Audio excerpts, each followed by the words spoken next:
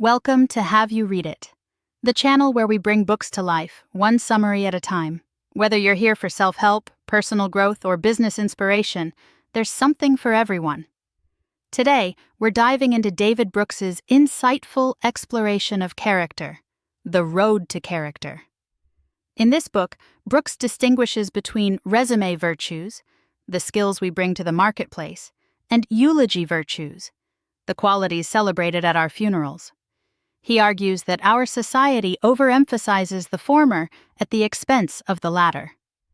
Through a blend of historical analysis and biographical sketches, Brooks explores how individuals throughout history cultivated strong character, offering us a roadmap to develop our own.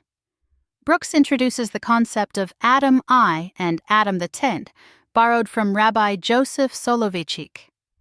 Adam the represents our ambitious, outward-facing self, focused on achievement and external success.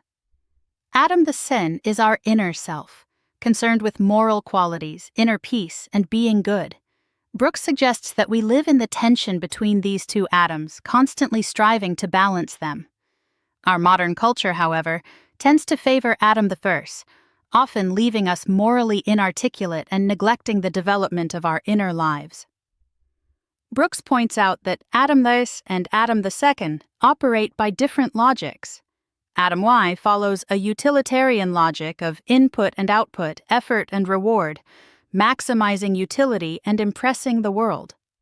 Adam the Second, on the other hand, lives by an inverse logic, a moral logic where surrender leads to strength, and failure can be a stepping stone to humility and learning. He emphasizes that while Adam the Third focuses on strengths, Adam the Third requires confronting our weaknesses. The book then shifts to exploring an older moral ecology, what Brooks calls the crooked timber tradition, drawing on Kant's famous line, "Out of the crooked timber of humanity, no straight thing was ever made." This tradition acknowledged human brokenness and emphasized humility, but also empowered individuals to confront their weaknesses and build character through this confrontation. This approach to life viewed it as a moral drama, offering the opportunity to strive for something beyond mere happiness. Brooks then embarks on a series of biographical essays, using exemplars to illustrate the path to character. He argues that example is the best teacher, and moral improvement occurs through contact with admirable figures. He selects a diverse group of individuals, including Francis Perkins, Dwight Eisenhower, Dorothy Day, George C. Marshall, A. Philip Randolph, Bayard Rustin, George Eliot, Augustine, and Samuel Johnson. None of them are perfect, but they all wrestled with their weaknesses and ultimately prioritized their moral core. Frances Perkins, FDR's Secretary of Labor, found her vocation after witnessing the Triangle Shirtwaist Factory fire. This tragedy transformed her from a conventional social worker into a relentless advocate for worker safety. Perkins embraced a half-a-loaf approach, willing to compromise and even work with corrupt officials to achieve meaningful progress. Her story emphasizes the importance of a summoned life, responding to a calling beyond personal desires. Dwight Eisenhower's life illustrates the power of self-conquest. Raised by a devout mother in a strict environment, Eisenhower learned the importance of controlling his temper and repressing his passions. This self-mastery served him well as Supreme Commander of the Allied forces and later as President. He cultivated a second self, projecting an image of calm confidence while battling inner turmoil. His story highlights the importance of building character through self-discipline and moderation. Dorothy Day's journey reveals the transformative power of love and struggle. A restless bohemian, Day found her calling after the birth of her daughter and her conversion to Catholicism. She dedicated her life to serving the poor and marginalized, co-founding the Catholic worker movement. Day's life exemplifies the path of self-surrender, choosing a life of poverty and service over personal comfort and recognition. George C. Marshall, the architect of victory in World War II, embodies the institutional mindset. He devoted his life to serving the U.S. Army, prioritizing the needs of the institution over personal ambition. Even when passed over for the command of Operation Overlord, a position he deeply desired, Marshall remained steadfast in his duty.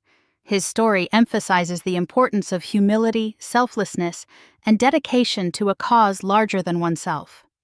Philip Randolph and Bayard Rustin, both prominent civil rights leaders, demonstrate the power of dignity and nonviolent resistance. Randolph, with his impeccable manners and unwavering moral compass, became a powerful force for change. Rustin, Randolph's protege, organized the 1963 March on Washington and became a key strategist of the civil rights movement. Their stories highlight the importance of self-mastery, moral courage, and fighting for justice, even amidst personal struggles. George Eliot's life explores the transformative power of love. A brilliant but emotionally needy woman, Eliot found stability and purpose in her unconventional relationship with George Lewis. Lewis's unwavering support allowed Eliot to flourish as a novelist, producing masterpieces like Middlemarch. Her story emphasizes the importance of love, sympathy, and finding a vocation. Augustine's journey exemplifies the struggle between ambition and spiritual longing. A brilliant young man driven by worldly desires, Augustine found himself increasingly empty and restless. His conversion to Christianity marked a profound shift, a renunciation of the self and an embrace of God's grace. His story highlights the importance of self-examination, humility, and finding a higher purpose. Samuel Johnson's life illustrates the power of self-reflection and moral inquiry. Plagued by physical and mental ailments, Johnson used writing as a tool for self-discovery and moral improvement. He became a celebrated essayist, biographer, and lexicographer, leaving behind a wealth of wisdom about human nature and the good life. His story emphasizes the importance of honesty, self-criticism, and the pursuit of virtue. Finally, Brooks contrasts the self-effacing sports hero Johnny Unitas with the flamboyant Joe Namath, symbolizing a cultural shift from humility to the big me. He argues that this shift, fueled by post-war prosperity, positive psychology, and social media, has made us more materialistic, individualistic, and less morally articulate. While acknowledging the positive aspects of the big me culture, such as empowering marginalized groups, Brooks argues that it has gone too far, creating an imbalance between our external and internal lives. To restore this balance, Brooks proposes a humility code, a set of principles drawn from the Crooked Timber tradition. This code emphasizes living for holiness, not happiness, acknowledging our flawed nature while recognizing our capacity for growth, cultivating humility and combating pride, building character through inner struggle, the importance of vocation and service, and the ultimate redemption through grace. He also stresses the importance of epistemological modesty, recognizing the limits of reason and drawing upon the accumulated wisdom of tradition. So, to wrap up, The Road to Character offers us a powerful framework for cultivating the eulogy virtues, the qualities that truly matter. It reminds us to prioritize our inner lives, confront our weaknesses, and strive for moral excellence.